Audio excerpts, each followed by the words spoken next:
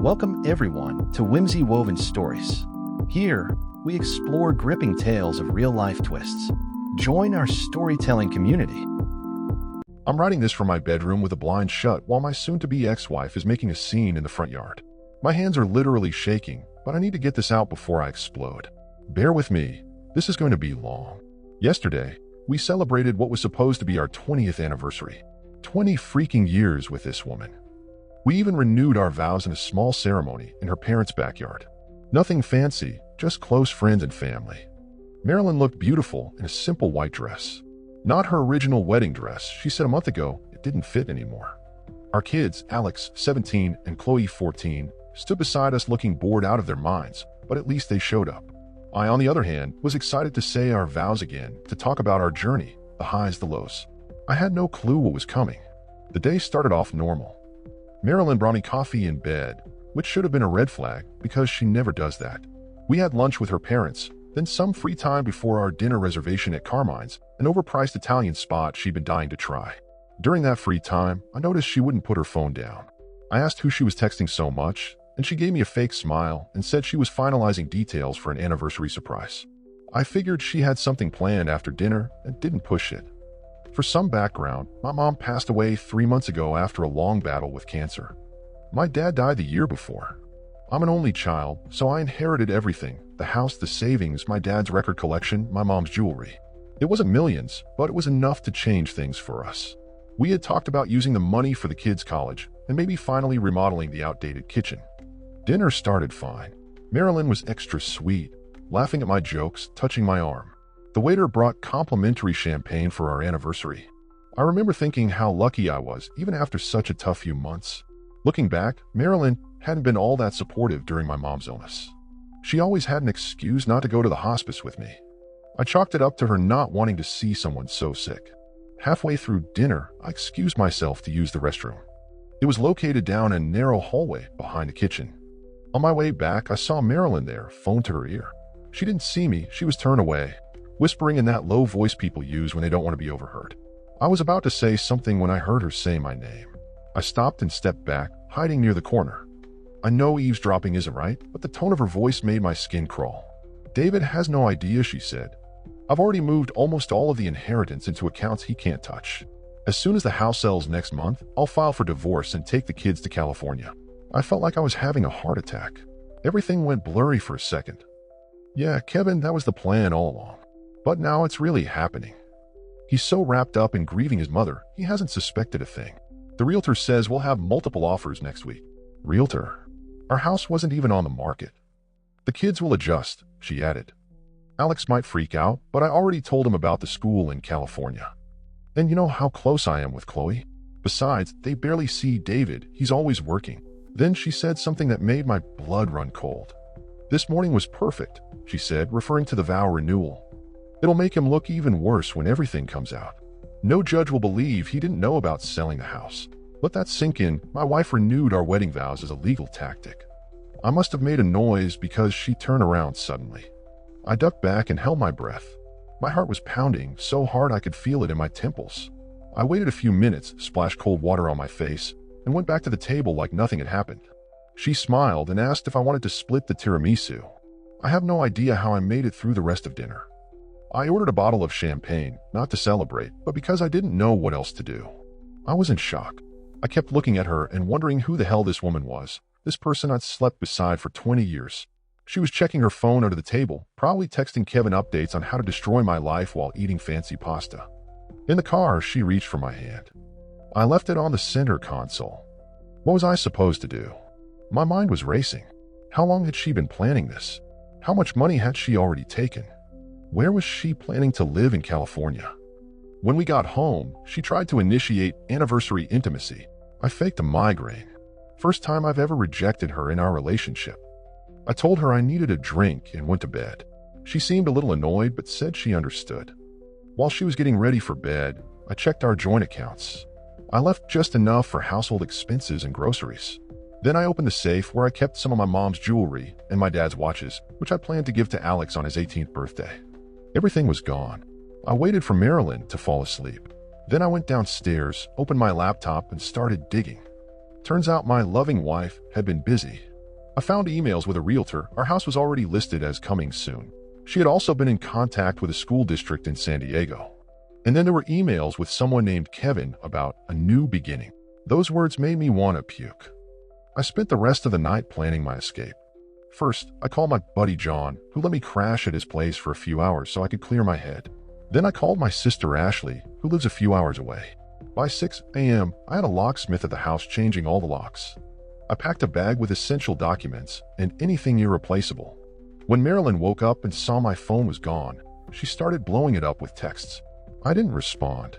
By 9 a.m., I was at the bank explaining everything. Then I called my lawyer, Sarah, who squeezed me in for an 11 a.m. appointment. At 10 a.m., I went back to the house, knowing Marilyn would be at her yoga class. I grabbed more important paperwork, the kids' stuff, and left a note on her vanity mirror. It read, "I heard everything at the restaurant. See you at Sarah's." Then I went straight to Sarah's office. I laid out every detail. She was scribbling notes so fast she could barely keep up. She helped me file emergency motions to freeze the remaining assets and block the sale of the house. I was sitting in the law firm's parking lot when I got Marilyn's first voicemail. She was hysterical. She'd gotten home, found the locks changed, and saw the note. All you could hear in the message was her screaming, saying I was overreacting, that this was insane, that there was an explanation for everything. I blocked her. Then I drove back. I needed to be there when Alex and Chloe got home from school. They deserved to hear the truth from me, not from their mother. When I got there, Marilyn was pounding on the front door, mascara streaking down her face, shrieking like a banshee. She didn't realize I was watching from the car. I just sat there for a moment, staring at the woman who, without a shred of remorse, had planned to take everything. My children, my home, and even the inheritance my parents had left for their grandchildren. As I write this, she's still on the porch, making calls between sobs, probably to Kevin or maybe her lawyer. The neighbors are getting a full-blown soap opera. My phone won't stop buzzing with texts from friends asking what's going on. About 20 minutes ago, Alex called me, confused. Marilyn had been sending him frantic messages saying I'd lost my mind. The manipulation had already begun. Tonight, I'll pick the kids up after their activities before she gets the chance to poison their minds. All the money, the California plan, I'm willing to walk away from it all if I have to. But I won't let her control the narrative. This morning she was screaming at my front door. Tonight she'll realize this is just the beginning. Update. Thanks, everyone. The response to my last post blew up my notifications. I never imagined so many people would care about the train wreck that is my life. Some said it seemed fake, and honestly, I wish it were. Thanks for the awards and especially the DMs with legal advice. Huge shout out to the 3 divorce attorneys who sent me their info. I'm sticking with Sarah for now, but I appreciate it. Anyway, picking up where I left off. I was still in the car, watching Marilyn melt down in front of the house like she was auditioning for a reality show. Across the street, nosy Mrs. Peterson, who's been judging us since Alex was in diapers, was watering her plants, even though they clearly didn't need it. As soon as I stepped out of the car, Marilyn spotted me. Her tears stopped instantly. Her face morphed from rage to fake relief. She ran toward me with open arms like we were in some cheesy airport reunion scene. I dodged the hug, and she stumbled in her overpriced sandals. Then came the gaslighting Olympics. According to Marilyn, I misunderstood everything. Her conversation with Kevin? Just a financial reorganization for tax purposes. The California thing? A possible family vacation. The house? Not for sale, just being appraised for refinancing. She looked me straight in the eyes and told these lies. After 20 years together, I had no idea how good she was at lying. I told her I'd seen all the emails, including the ones with Kevin. Her face went ghost white. I honestly thought she might faint. Then came the tears again, not the angry ones from before, but the calculated, manipulative ones she used when she wanted something. She said she'd felt alone while I was caring for my mom. That what she did with Kevin was a mistake. That it didn't mean anything, right? A mistake that required months of planning and stealing from my late parents. I told her she had 30 minutes to grab what she needed while I watched. Then she had to leave. She changed tactics. Said I was scaring her. Said I wasn't the same anymore. I laughed. Told her she was right. The old David might have bought her lies. He might have tried to fix the marriage she destroyed. When she came inside, she went straight for the bedroom closet where we kept important documents. Too bad I'd already cleared it out. The look on her face was almost worth the hell I was going through. While she threw random clothes into a suitcase, I checked my phone. 10 missed calls from Kevin. Perfect. Apparently, Big Brother was suddenly concerned for his sister's mental health. I didn't answer. I texted Alex and asked him to meet me at the Starbucks near his school after his last class. Did the same for Chloe. Marilyn saw me texting and demanded to know if I was contacting the kids. I told her I wasn't going to let her poison them against me before they heard the truth. Cue more tears. More accusations. But when her 30 minutes were up, she refused to leave, started ranting about her legal rights to the house. That's when I played my first card, the legal paperwork Sarah had drawn up. It detailed the financial fraud and unauthorized transfers of inherited assets, which, in our state, are considered marital property. I also mentioned that pressing criminal charges was on the table. She didn't leave quietly, but she left. The talk with the kids was brutal. I almost lost it when I saw their confused faces. Alex looked worn out, and Chloe was on the verge of tears. Before they could speak, I told them the basics. That their mom and I were going through some serious problems. That money had been mishandled. And that, for now, they'd be staying with me while we sorted things out. Alex, ever perceptive, asked if we were getting divorced. I told him, probably. Chloe broke down. Alex, who usually treats his sister like she's radioactive, hugged her. That nearly broke me. Then the texts started again, this time to their phones. Alex read them aloud. According to Marilyn, I was spiraling after my mom's death and had stolen money from the family. She asked them to go to Aunt Ashley's, where she was staying, and not to trust me because I was unstable. The nerve. Alex was confused. Chloe was scared. So I did the only thing I could. I showed them proof. The house listing. The San Diego apartment emails. The bank transfers. Not the Kevin stuff. They didn't need that image of their mom. The ride home was silent. No one knew what to say. Neither did I. Back at the house, the kids went to their rooms. I didn't blame them. They needed space. Meanwhile, I went into full detective mode. I logged into our phone account and downloaded Marilyn's call logs, 6 months worth. Dozens of calls to a San Diego number. Must have been Kevin. Then I checked Amazon purchase history. She bought a book called Co-Parenting after a high-conflict divorce 3 months ago. Then I grabbed the family iPad, barely used, and found she was still logged into her Gmail. Hundreds of emails. The worst was from her best friend, Lisa.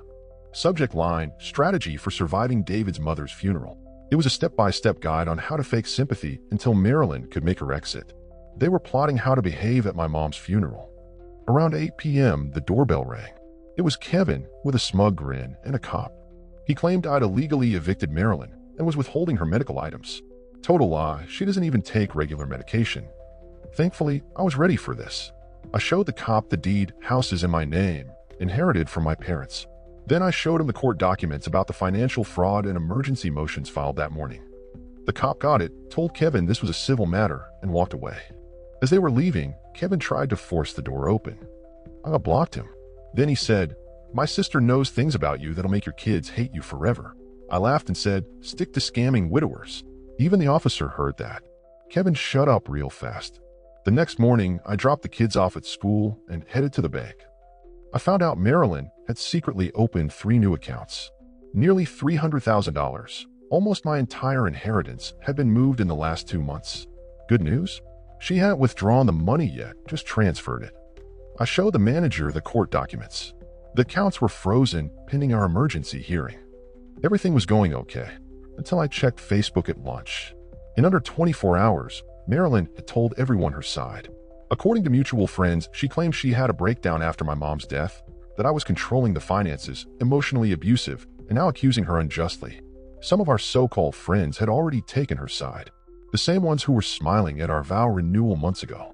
Just 2 days earlier, but that's where Marilyn made her mistake. She thought everyone would believe her just because she was always the social one. She didn't count on my sister, Ashley. Ashley had been suspicious of Marilyn's behavior during Mom's illness, so she quietly started documenting everything. And wow, did she deliver. She blew up the friends group chat by dropping screenshots of Marilyn's apartment searches from Mom's final days, plus messages where Marilyn complained about pretending to care during family dinners. The tide turned fast. Even Lisa, Marilyn's ride-or-die best friend, messaged me privately to apologize, saying she hadn't known the full story. Too little, too late. Through all the chaos, I stayed focused on taking care of the kids. Alex was angry, but determined. Chloe, on the other hand, was quieter than I'd ever seen her. They were both still in contact with their mom, and I made it clear I wouldn't stop them if they wanted to see her. But to my surprise, neither of them did. In fact, Alex said something that shattered my heart but also filled me with pride. "Dad, I love Mom, but I don't like who she is right now. Just when things seemed to be settling down, my phone buzzed with a message from an unknown number. It said, "It's Kevin. We need to talk about Marilyn." The look on Marilyn's face when I walked into the courthouse the next day, carrying 3 binders full of evidence, totally worth the 20 years I wasted being married to her. But what happened next, that's when things really got wild. Update. Sorry for the delay, Reddit fam. These past few weeks have been insane. I finally have a quiet moment while the kids are spending the weekend at my sister's. I'm sitting here sipping coffee out of a mug Chloe made. It says, "Dad, at least you're not Mom. Sometimes kids have a dark sense of humor I just don't get." Now, where were we? Oh right, Kevin. Bet you didn't see that twist coming. Neither did I. I stared at his message for a good 20 minutes before replying. Part of me wanted to tell him to go to hell. But curiosity won. We agreed to meet at a kind of sketchy Denny's off the highway, neutral ground where no one would recognize us. It felt like a scene out of a spy movie. Kevin wasn't what I expected based on Marilyn's usual taste. I imagined someone slick, put together. Instead, he was totally average. Receding hairline, dad bod even worse than mine. He was clearly nervous, fiddling with his coffee mug like it might explode. Then he said something that floored me. He apologized. He claimed he didn't know Marilyn was still with me. According to her, we'd been separated for over a year and were only living together for the kids while finalizing the divorce. She told him I was emotionally abusive and had gambled away our family savings, so she needed to protect what little she had left. I nearly flipped the damn table. I showed him photos from our vow renewal just 3 days before. His face twisted faster than that broken toilet we never got around to fixing. And no, Kevin wasn't just some casual fling. He was her high school sweetheart. They'd reconnected on Facebook 18 months ago. We commented on an old photo she posted. Classic. But what he told me next really sealed the deal. Marilyn convinced him to transfer her $50,000 to help with her escape plan. She showed him fake bank statements, making it look like I was hiding money. He'd been saving that cash for his own kids' college fund. Let that sink in. She wasn't just stealing from me. She was scamming him too. I almost felt sorry for the guy. He showed me everything. Text, fake documents, even the address of the apartment in San Diego they were supposed to move into together. He also had a recording of their last phone call, made after Marilyn read my message about the financial fraud. In that call, she slipped up. She admitted she'd been planning this whole thing for over 2 years, since before my dad passed away. By the end of that painfully awkward breakfast, Kevin agreed to testify if I needed him to. We weren't buddies, but we'd both been played by the same master manipulator. The enemy of my enemy, right? I barely slept that night. By dawn, everything was in motion. An emergency hearing was set for 9 a.m., and Sarah, my lawyer, wanted to go over strategy beforehand. At home, the morning passed with this weird, calm tension. Chloe barely touched her cereal. Alex was zoned out, headphones in, blasting music. It felt like a normal breakfast, except for the part where their mother had tried to rob us blind. That silence, that weight in the room, it said everything. I dropped the kids off at school with awkward hugs and a promise to keep them updated by text. As I walked through the courthouse hallways, filled with that familiar scent of cheap disinfectant mixed with teenage angst, I suddenly flashed back to my own high school days. Some things never change, even when the rest of your life is falling apart. Family court wasn't anything like what you see on TV. It was a depressing beige room with uncomfortable chairs and fluorescent lighting that made everyone look a little sick. I immediately spotted Marilyn and Daniel. She wore a navy blue dress I'd never seen before, clearly bought to give off responsible mom vibes. Daniel had on a tie that cost as much as his scowl. But the real show started when Kevin walked in behind me and sat down next to us. Their faces were priceless. Marilyn's eyes went so wide I thought her contacts might pop out. Daniel furiously whispered to her while their lawyer, a guy with gold cufflinks and the kind of face you pay $500 an hour for, looked completely thrown. The judge, an older woman who looked like nothing could shock her anymore, listened calmly as Sarah laid out the evidence, the bank transfers, the secret house sale, and then Kevin's testimony that completely destroyed Marilyn's lie about a fake separation. Her whole story unraveled right there. Then came Ashley's mic drop. She discovered Marilyn's secret TikTok account. I never imagined a 42-year-old woman would be documenting her escape plan online, but there it was, cryptic captions like "breaking free after 20 years" and "we thinks you're planning an anniversary, but you're really planning a new life," all posted before my mom passed away, blowing apart Marilyn's claim that she only started to spiral because she felt neglected during my mother's illness. Watching a judge scroll through TikTok videos in the middle of a hearing while Marilyn squirmed in her chair, it would have been hilarious if it wasn't so sad. When Marilyn finally spoke, she defaulted to the victim act. She cried, claimed I was emotionally distant, who isn't sometimes, and said she felt trapped, that hiding the money made her feel safe because she was afraid to confront me. She even accused Kevin of lying out of spite because of a fling she ended. The judge wasn't buying it. She cut Marilyn off and directly asked her about the house sale. Marilyn claimed she was just exploring options. Then the judge pulled out the signed real estate contract and asked if that was her signature. It was.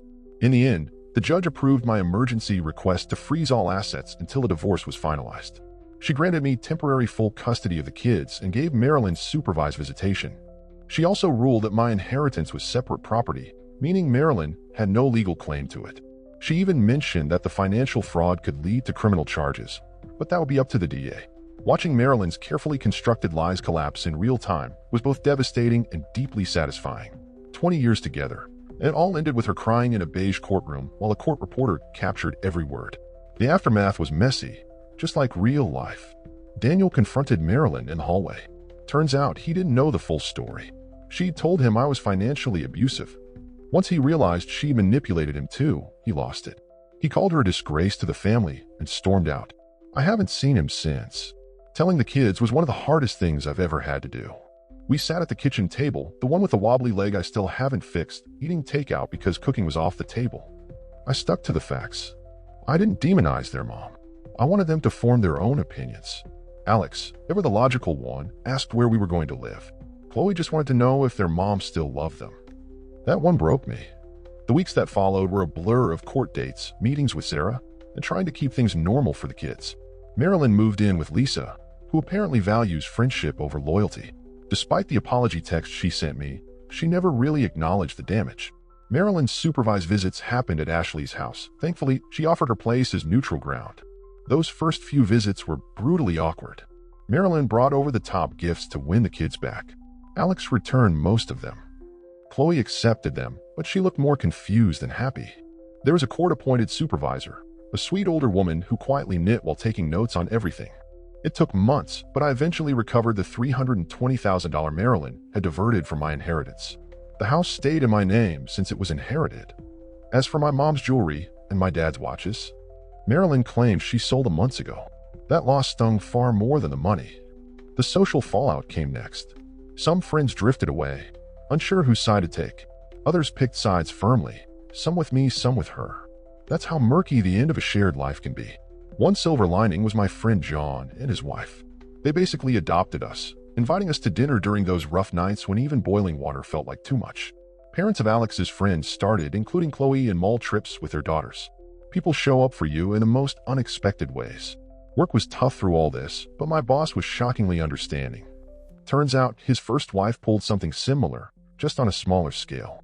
He let me shift my hours for a while, which was a lifesaver with my new single dad routine. A couple months after everything blew up, I started seeing online dating suggestions pop up on Facebook, courtesy of the algorithm figuring out I was newly single. But I'm not ready for all that. Not yet. The kids are adjusting. Alex's grades dipped at first, but bounced back once we found a new rhythm. He spends a lot of time in the garage now, using my dad's old tools to build intricate wooden boxes. He's turning his emotions into sawdust. Chloe went through a phase where she called Marilyn in tears every night, then stopped talking to her for weeks. Slowly, they're finding their own version of normal. As for Marilyn, last I heard, the California Dream Man is on pause until a custody agreement is finalized. She's not allowed to move more than 50 miles away. Kevin ghosted her after court. She's working retail now at a boutique downtown. I saw her once at the grocery store. 7 minutes of pure awkward in the cereal aisle. We exchanged stiff pleasantries while other shoppers blatantly stared. That was 6 months ago. The divorce was finalized just last week, much faster than I expected. The judge awarded me primary custody. Marilyn gets visitation on Wednesdays and alternating weekends. She kept her car, her clothes, and her personal items. I kept the house, the inheritance, and what was left of our joint savings. She now pays child support. Ironic, considering she used to manage all our finances. Even with 2 teenagers, the house feels emptier without her. Some mornings I wake up and forget what happened for just a second. Then reality rushes back in, and I go back to piecing together what's left. Last night, Chloe found an old anniversary card from Marilyn while searching my desk for school supplies. It was full of promises, growing old together, forever love. She asked me if it hurt to lose that future. Such a perceptive kid. That was the hardest question yet. I told her it doesn't hurt to lose a future that never really existed. I told her the person who wrote that card wasn't real. That part still makes me sad. But I'm not sad about losing someone who could smile across the table at me during our anniversary dinner, all while planning to destroy my life. We're still figuring out how to live in this new normal, one day at a time. The bathroom faucet's leaking again. Alex needs new soccer cleats. Chloe's caught up in some middle school drama I can barely follow. Life's still messy, chaotic, and imperfect, but now at least it's honest. Oh, and Marilyn's TikTok? Still going strong. Her latest series is all about healing after narcissistic abuse and finding yourself after divorce.